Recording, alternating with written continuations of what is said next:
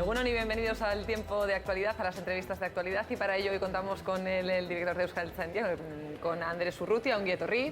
Ongi etorri zuri eta mila esker ona gonbitea luzatzearren, ona etortzeko gonbitea luzatzearren. Vamos a hablar de ese premio que les ha concedido el Parlamento Europeo. Les ha nombrado nada más y nada menos que Ciudadano Europeo del Año. No sé cómo se recibe ese premio. Bueno, pues yo creo que se recibe en primer lugar con satisfacción y además de eso con la conciencia muy clara, conciencia y consciencia muy clara de que no es solo un premio Euskaltzaindia. Es un premio a todo el mundo del euskera, es un premio a todo el mundo de la cultura vasca que lleva muchos años esforzándose por trabajar, por crear un espacio cultural propio a ambos lados de los Pirineos. Yo creo que es un premio en definitiva a todos los que nos esforzamos día a día, muchas veces desde la insignificancia, muchas veces desde la humildad más evidente en trabajar y dignificar la lengua vasca y la cultura vasca. ¿Son necesarios de vez en cuando estos empujones, estos espaldarazos de este tipo de premios para el euskera? Yo diría que vienen bien, aumentan la visibilidad de nuestras instituciones y sobre todo nos refuerzan en una idea fundamental, y es que no somos algo aislado, una planta, una flor exótica, somos algo que está incardinado en la realidad de nuestras sociedades, de nuestro día a día, y nuestra sociedad hoy vive en Europa, tiene sus referencias en Europa y por lo tanto de alguna manera ser reconocido por parte de Europa siempre es importante. Es saber que uno no está aislado, saber que uno no está haciendo, yo diría que cosas absolutamente extrañas, sino que uno lo que está trabajando es, en definitiva, cuando trabaja por el euskera y por la cultura vasca, yo diría que por la cultura europea en su conjunto, y que además el euskera y la cultura vasca son también elementos de integración en esa cultura europea. No sé si, de vez en cuando, no sé si tienen la sensación de que se reconoce más el trabajo de Euskaltzaindia desde fuera de Euskal Herria que desde dentro de Euskal Herria.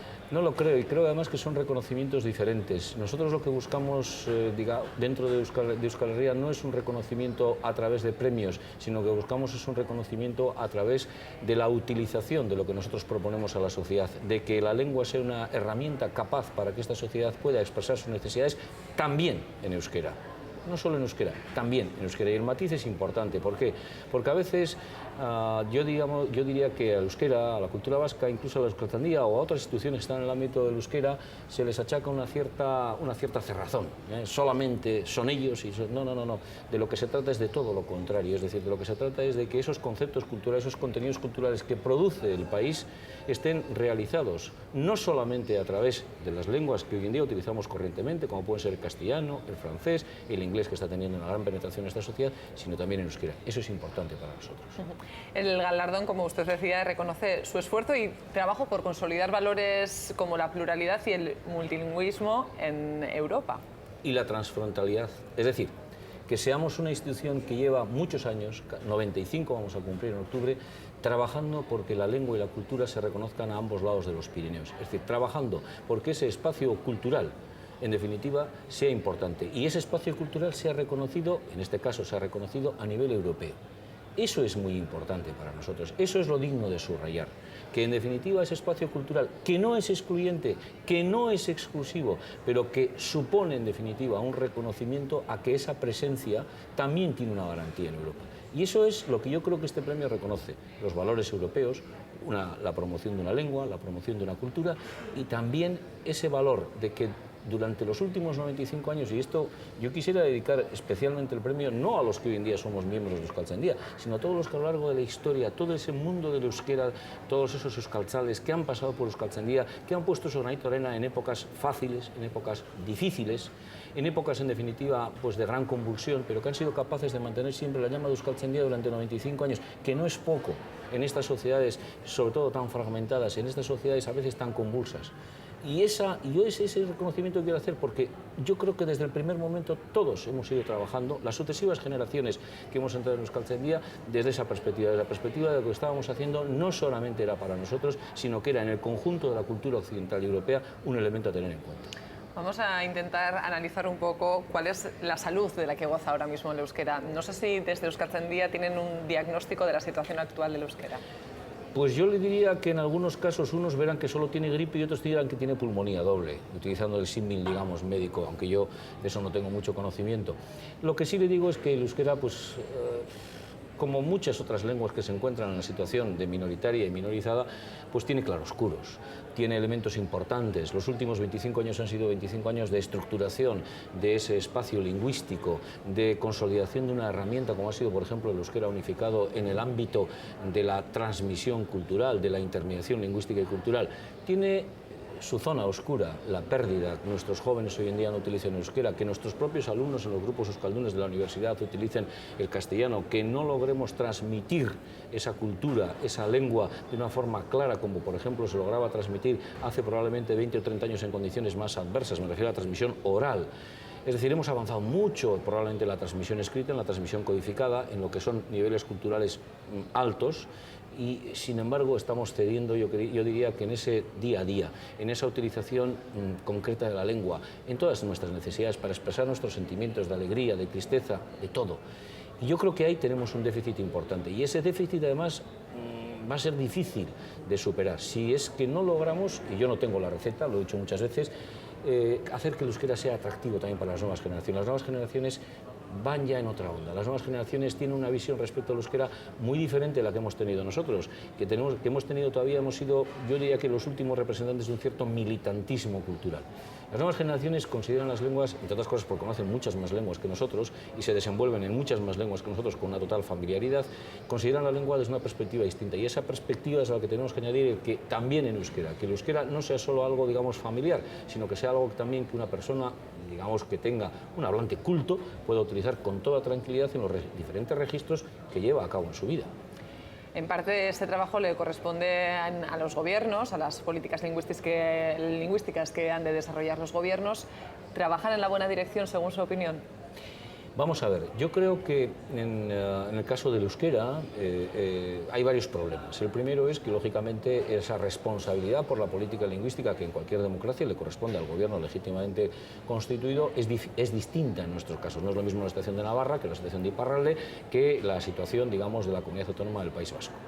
Creo, en segundo lugar, y por lo tanto que en cada caso hay que adaptarse a las necesidades del territorio y de la realidad jurídico-política que en ese caso está vigente cara a la planificación lingüística. Creo, en segundo lugar, en algo importante, es decir, yo creo que dentro de ese adaptarse a esa política lingüística, lo que sí tenemos que tener todos muy claro es que existe una unidad cultural de fondo, existe una unidad, un espacio cultural propio, insisto en esta idea, un espacio lingüístico cultural propio, y en ese espacio lingüístico cultural propio las instituciones de la sociedad civil como Euskaltzaindia, que están presentes en todo ese espacio lingüístico cultural, que tienen relaciones con quienes, unas relaciones institucionales evidentemente con quienes tienen la preocupación por la política lingüística, creo que ahí es donde tiene que incidir la sociedad civil. Creo que es la sociedad civil la que le tiene que decir a los políticos en un momento determinado: oiga, miren ustedes, me parece muy bien, pero sepan ustedes que la sociedad civil tiene sus propias instituciones. La nuestra, concretamente, lleva 95 años en este campo. Hay otras instituciones también que efectivamente hay que reconocer, y decirles a los políticos: oiga, parece que por esta vía igual no van ustedes bien. Con todo el respeto del mundo, pero con toda la firmeza del mundo. Y apoyar también a la gente que en el día a día, en lugares donde, por ejemplo, la lengua vasca no es oficial, pues como puede ocurrir en el caso de algunos territorios navarra, etcétera, está en el ámbito de lo que es la construcción de un espacio para el euskera.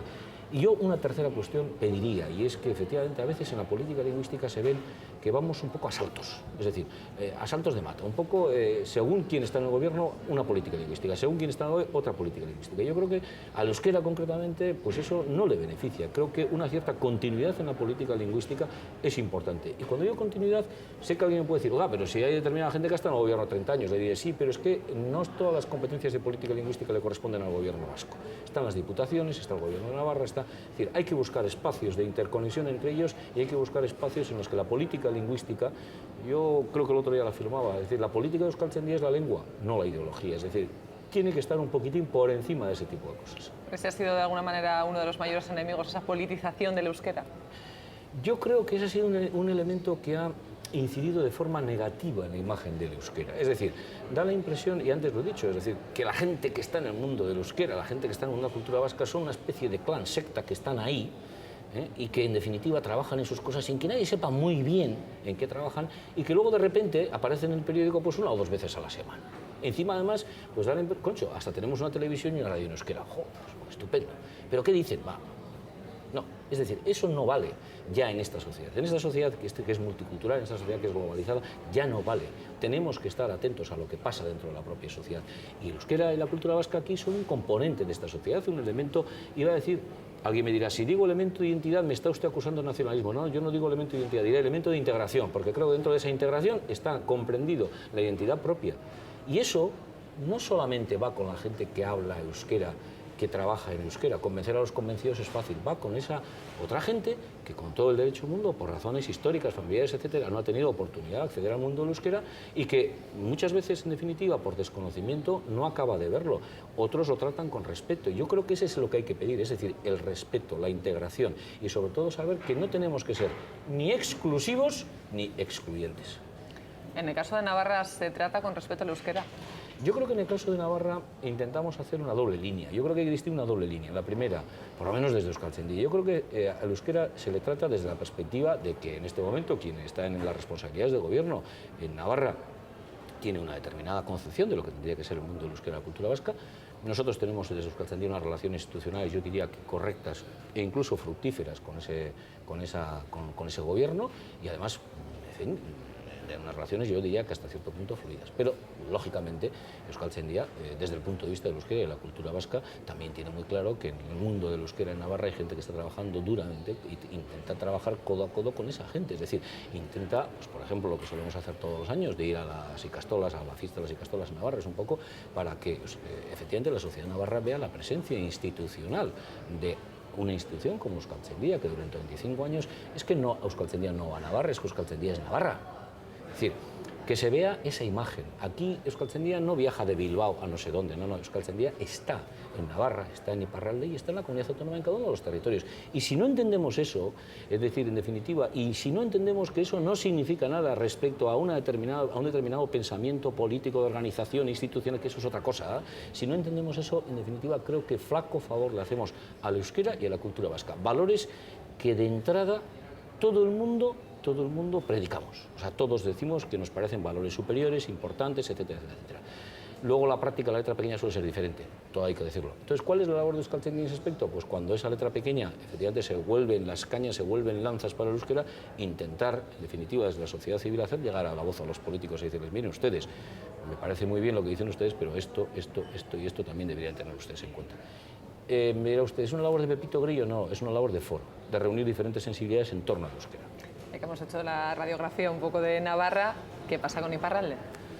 Yo creo que la situación de Iparralde es diferente, tiene una tradición distinta, están en un estado diferente, es decir, desde el punto de vista de la organización política e institucional forman parte de una realidad jurídica muy distinta, el euskera no tiene oficialidad y creo que eso condiciona gravemente la propia presencia del euskera y la propia vida del euskera en Iparralde. En Iparralde, además, yo estoy absolutamente convencido de que los movimientos que se están produciendo estos últimos años son muy importantes cara al reconocimiento de una personalidad propia para lo que es, digamos, el propio territorio de Iparralde. Y ahí creo que el euskera y la cultura vasca son un elemento, digamos, iba a decir, transversal importante. ¿Por qué? Porque si algo vemos todos, yo diría, todos los partidos o todas las ideologías o todos los operadores que estamos en el ámbito social, es que efectivamente el euskera y la cultura vasca es algo que nos puede unir. Nos puede unir en torno a un proyecto que unos verán de una determinada forma, otros verán de otra determinada forma, pero creo que el valor de lo que es el euskera y la cultura vasca es importante. Ahí tiene que estar Euskaltzaindia. Nuestra situación, que es apoyar en todo momento cualquier iniciativa que surja en torno a la oficialización de la lengua vasca en Iparralde. De hecho, le hemos escrito hace muy poco tiempo una carta a la ministra francesa de Cultura, precisamente insistiendo en este tema. Insistiendo en el tema de que Euskaltzaindia le gustaría estar presente precisamente en este momento en el que se puede definir un cierto espacio de oficialidad para el euskera en Iparralde. Eso por una parte. Y en segundo lugar, pues lógicamente, lo que he dicho antes, lo mismo que en Navarra, ayudar a la gente que en el día a día, en ese duro día a día, está con imaginación, con pocos medios, etcétera, etcétera, trabajando por el euskera. Pero esa es una labor, y decirle, bueno, aquí hay una institución que está con vosotros. Y esa es una labor de años, una labor muy iba a decir, de gota a gota, y es una labor que a veces no se ve. Por eso este tipo de premios, cuando te dan una cierta visibilidad, dices, ahora, cuando yo he estado, y no es ninguna lamentación, es simplemente decir, bueno, ¿y en el día a día cómo? Y en ese día a día, este tipo de premios lo que vienen es decirte, bueno, parece que ese día a día lo has llevado, por lo menos de una forma apreciable por parte de un jurado. Pero es difícil a veces hacer ver a la gente que el euskera es un elemento de unión y no de desunión. Es muy difícil. Es muy difícil por una sencilla razón, porque hace falta, como ahora se dice, mucha labor de cocina. Hace falta que, en definitiva, la gente se dé cuenta que el euskera no es contra nadie, sino que es de todos. Y ese no ser contra nadie, hay gente, en definitiva, que por mucho que se lo digas, por mucho, se empeñan, por una parte, en que sea contra alguien y, en segundo lugar, efectivamente, se empeñan por sentirse víctimas. No, yo no estoy de acuerdo en que el euskera sea algo contra alguien. No, el euskera es de todos, y o es de todos o no es. Luego alguien me dirá, me dice, sí, ¿y la letra pequeña? Es decir, los perfiles, cuando a mí me exigen el perfil, etcétera. O sea, todo eso es negociable. Euskaltzaindia en eso no tiene ninguna, no tiene lógicamente ninguna competencia, porque eso le corresponde a quien lleva la política lingüística. Todo es negociable, pero para negociar también hay que poner unos presupuestos. También hay que poner, efectivamente, el silogismo necesita previamente una proposición. Y esas proposiciones, yo creo que en esas proposiciones todavía falta que cale en el tejido social esta idea de que el euskera, el castellano, el francés, el inglés, no son contra nadie, son de todos. Me refería a eso porque muchas veces ahora, como usted decía, la gente habla cada vez más idiomas. Tal vez la gente no entienda por qué es un problema saber también euskera. Hombre, yo es que, a ver, esta es una realidad nueva. Esta es una realidad que efectivamente las nuevas generaciones, pues como usted y como gente, digamos, que ya tiene otro tipo de formación, ha vivido y vive de otra forma distinta, completamente distinta. Yo cuando veo efectivamente recién licenciados o gente que ha salido, o ingenieros que han salido de la universidad y que hablan tranquilamente, que han ido a hacer sus experiencias, que han estado en Erasmus, que en este momento están trabajando fuera haciendo sus doctorados, que dominan 4 o 5 lenguas, pues la verdad es que dices que dominan 4 o 5 lenguas corrientemente, sin ningún problema, sin ninguna clase de militantismo. Dices, esto es nuevo para nosotros. A mí lo que me preocupa de eso en el caso del euskera es que también el euskera esté ahí. Si el euskera no está ahí, al final lo que acabaremos será arrinconando el euskera, en el mejor de los casos, si en la cuadrilla somos euskaldunes, para hacer algún chiquiteo. No es esa mi labor, no es ese mi pensamiento. Y aquí ya hablo como Andrés Urrutia. Yo creo que, en definitiva, si no logramos que también el euskera esté ahí, poco habremos hecho. ¿Y en mano de quién está que eso pueda ser así? Pues yo creo que está en manos, en primer lugar, y no exclusivamente de los políticos, que tienen una responsabilidad a la hora de hacer una política lingüística, pero también de la sociedad civil, que tiene la obligación, digamos, desde un punto de vista social, de crear mecanismos. Euskaltzaindia es uno, vuelvo a decir, 95 años. Pero es uno, no el único. Mecanismos que, en definitiva, hagan calar en el tejido social estas ideas. Estas ideas que, en mi opinión, son necesarias para conformar este país que tenemos. Aunque la política no es el elemento único en esa normalización de la que estamos hablando, sí que es verdad que, por ejemplo, debates como el de la ley LOMCE o sí, debates como que en Cataluña un solo alumno pida que se dé toda la clase en castellano y se deje, por lo tanto, dar en catalán, van en contra totalmente de esa normalización que en muchos momentos sí está lograda. Sin lugar a dudas, porque lo que se busca es el extremo. Lo que se busca es la confrontación, no se busca la concertación. Y entonces, en definitiva, ahí juegan algo que desde el mundo del derecho sabemos muy bien, que se llama jurisprudencia de intereses. Cada uno tiene sus intereses y en función de esos intereses actúa. Y si en esos intereses entra, en definitiva, lo del euskera cultural, y si no entra, pues bueno, vamos a ver cómo lo hacemos. Yo creo que ahí lo que hay que buscar no es el enfrentamiento, sino la concertación. Si sacamos los casos extremos, claro que llegaremos, pero si lo que hacemos es de los casos extremos sacar la regla general, no andaremos bien. Vamos a ver, yo creo que hay que deslindar en este caso una formación buena, una formación correcta, una formación, digamos, a un nivel europeo para luego poder andar por el mundo trilingüe, de lo que sería a la excusa o al rebufo del trilingüismo hacer que el euskera fuese la tercera, pero muy abajo. No, y creo además que en este momento, vamos a ver, y aquí me imagino que alguno de los que nos está viendo afirmará algo en este sentido, creo que hoy en día, en este momento, por ejemplo, la pedagogía lingüística da medios para eso y más. Creo que hoy en día nadie se asusta. Una persona que tiene ya un determinado nivel de formación, nadie se asusta porque sepa 2 o porque pueda aprender 2 otras lenguas. Con toda tranquilidad. Ahora bien, si lo que decimos es que por encima de aprender 3 lenguas hay una que en definitiva, o 2, que en definitiva son las que tienen que ocupar todo el espacio y que para los demás no hay espacio, pues volveremos a un cierto monolingüismo que se ha practicado mucho en este país y que yo creo que no ha sido nada enriquecedor para el país. Entonces yo de esa perspectiva creo, vuelvo a decir, más en la concertación que en la confrontación. Se lo decía porque Cristina Uriarte precisamente hablaba de eso, del problema de que la ley Wert crea un problema donde no existe, cuando hay muchos jóvenes que han estudiado toda la vida en 2 idiomas y eso no les ha prohibido tener... O en 3. Entonces, La cuestión consiste en, bueno, vamos a ver, deslindemos lo que es el conflicto competencial, que existirá, seguro, estoy seguro que existe, siendo jurista normalmente este tipo de cosas van a aparecer, de lo que es, en definitiva, la promoción de la lengua o la promoción de una cultura, como es el caso nuestro, de una lengua o una cultura ubicada en un determinado territorio. Yo creo que hay que deslindar, y yo creo que a veces, en definitiva, lo que se hace es, de alguna manera, meter todo en el mismo saco y vamos a ver qué pasa. Yo creo que hay que deslindar, que es importante. Y yo creo que hay... A ver, yo me sitúo en este aspecto en un valor casi iba a decir metalingüístico. Yo creo que tenemos que situar lo del euskera y la cultura vasca por encima de ciertos avatares históricos muy concretos. Y luego saberlo aplicar a la letra pequeña. Y en la letra pequeña no hay más remedio que llegar a consensos. No hay más remedio, no hay solución. Y en ese aspecto, en ese consenso, cada uno tiene que aportar lo suyo. Euskaltzaindia es una voz que en definitiva en un momento determinado se creó por parte de las diputaciones hace 95 años para decir, bueno, ¿esta voz qué es lo que dice? Bueno, esta voz dice que desde el punto de vista de dotarse de un instrumento lingüístico interesante, etcétera, etcétera, tiene que trabajar. Iker, la sección de investigación. Pero también hay que preocuparse por la utilización social del euskera. Segunda sección, que nos distingue además del resto de las academias. Esa voz también dice que en la utilización social del euskera tienen que producirse avances. Y ahí estamos. Hemos sobrevivido, yo diría que a 3 o 4 regímenes políticos, situaciones históricas, hemos entrado en un nuevo siglo y bueno, yo creo que seguimos con ilusión. Vamos a seguir hablando de la situación del euskera y de la historia del euskera. Nos centramos ahora en un momento muy importante que sucedía hace 45 años en Aránzazu, las bases ya del euskera batua. ¿En qué situación está el euskera batua?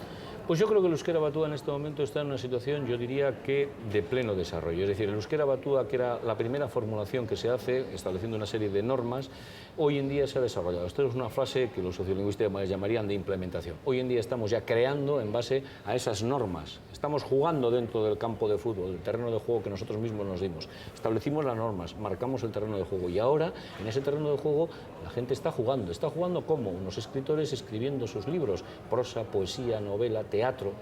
Otros, en definitiva, en la universidad escribiendo, por ejemplo, sus apuntes, sus tratados, transmitiendo esa cultura en euskera a las nuevas generaciones. Otros, por ejemplo, utilizándola en la vida diaria como la han venido utilizando hasta ahora y sabiendo, en definitiva, que esa utilización tiene un espacio estable para realizarla. Entonces yo creo que en ese aspecto el euskera batua ha, entre comillas, triunfado.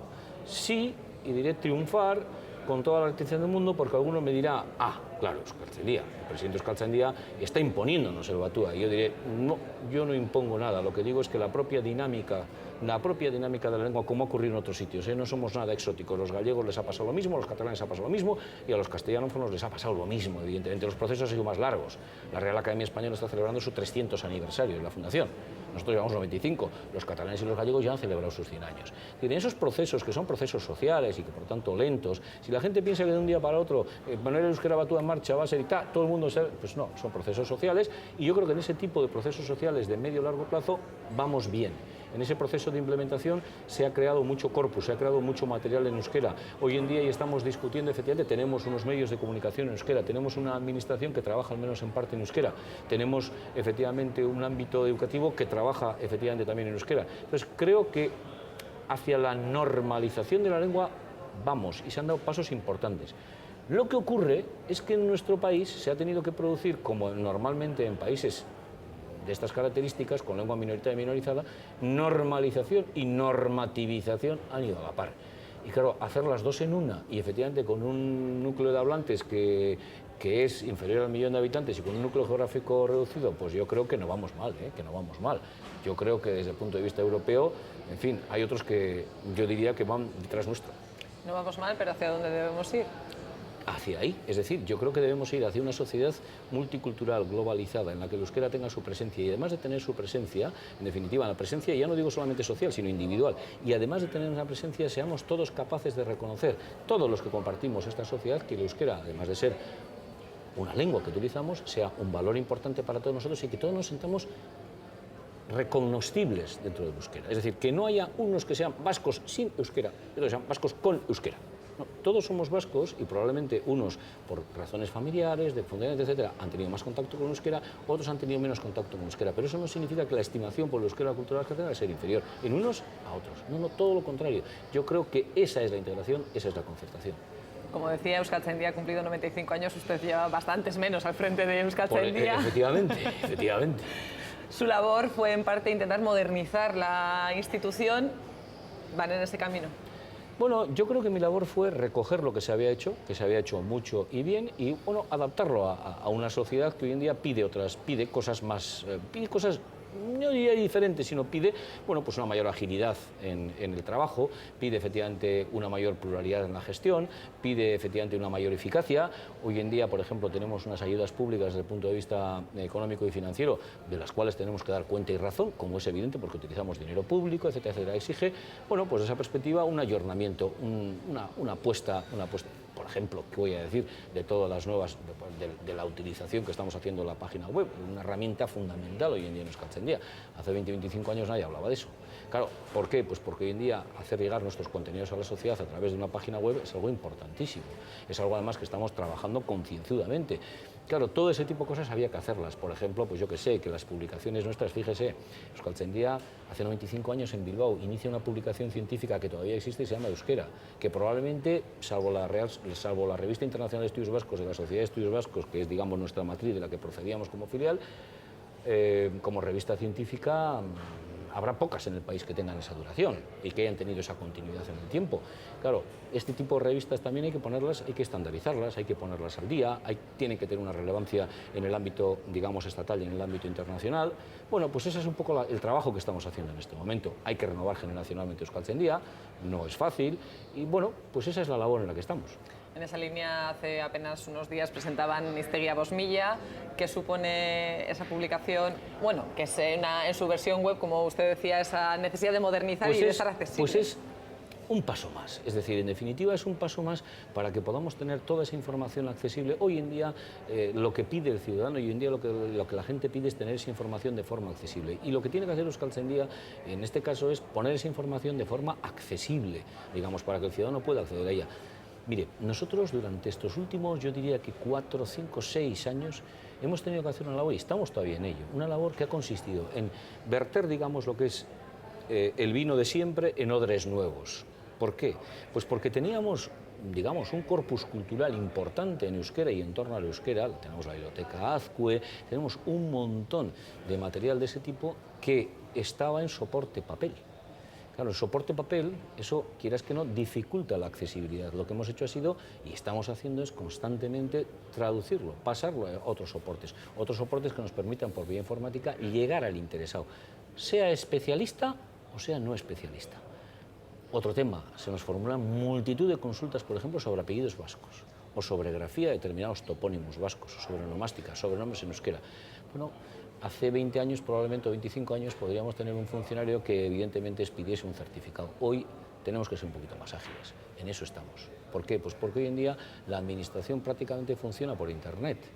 Y hay una administración electrónica cada vez más importante. Euskaltzaindia también tiene que saber adaptarse a esas circunstancias. Ya vamos agotando el tiempo, pero sí le quiero preguntar, usted ya apuntaba a ese cambio generacional en el seno de Euskaltzaindia. Me contaban que cuando Miren Azkarate llegó a Euskaltzaindia dijo que el ambiente era muy de curas y de gente mayor y que incluso tenía un cierto tono, un ambiente un tanto machista. No sé si eso está cambiando. Nosotros hemos procurado que cambien. Y a las pruebas me remito y procuraremos que cambie. Es decir, procuraremos en definitiva que se vea con total normalidad el que haya personas, bueno, desde el punto de vista de personas del mundo religioso siguen existiendo y además seguirán existiendo porque es un mundo que ha estado muy imbricado con la cultura vasca y que está muy imbricado con el euskera y la cultura vasca. Pero nosotros siempre hemos pensado desde el punto de vista de las personas que estamos en la Junta de Gobierno de Euskaltzaindia, que hay que ver con total normalidad el que personas de carácter diferente, de sexo diferente, puedan hoy en día, en un momento determinado, acceder a Euskaltzaindia. Y que, en definitiva, en esa línea se den una serie de pasos. Pero no por cuota, sino por convencimiento. Porque en el mundo de las ciencias sociales y en el mundo de las ciencias humanas, hoy en día, efectivamente, tanto gente de un sexo como otro sexo ha alcanzado unos niveles absolutamente reconocibles desde el punto de vista de su participación en Euskaltzaindia y porque colaboran con nosotros en el día a día. Respecto a que gente mayor, etcétera, etcétera, bueno, yo creo que la media de edad ha bajado considerablemente estos últimos 4 o 5 años. Y vuelvo a decir, es que para mí es importante, es importante el relevo generacional, es importante efectivamente el que exista una igualdad entre todas las personas que puedan acceder independientemente de su sexo, idea, creencias o religión. Pero creo que también es importante la idea de que o la institución que tenemos sirve a lo que hoy en día la sociedad le exige o le pide, o de lo contrario la institución no es válida. Hacer una especie de reunión mensual, o una especie no, que decir, hacer una academia que se reúna mensualmente para hablar de lo uno y de lo otro, de cosas etéreas que afectan un poco a la gente, bueno, en un momento determinado también habrá que hablar de cosas de ese tipo, pero creo que Euskaltzaindia tiene que ser más ágil, tiene que estar más atenta a la realidad social y lingüística de este país, y generar medios, elementos que sirvan para satisfacer esas necesidades. Andrés Urrutia, con ese último mensaje nos toca despedirnos. Ha sido un placer hablar con usted. Lo mismo digo, y bueno, pues muchas gracias por haber sido invitado, muchas gracias a los que han participado con nosotros desde sus casas en esta pequeña charla, y bueno, pues hasta la próxima. Hurrengo arte. Hurrengo arte, bai. Eskerrik asko. Zuei. Y hasta aquí, por lo tanto, la entrevista de actualidad del día. Volveremos mañana a la misma hora, ya lo saben. Hasta entonces, egun ona izan, agur.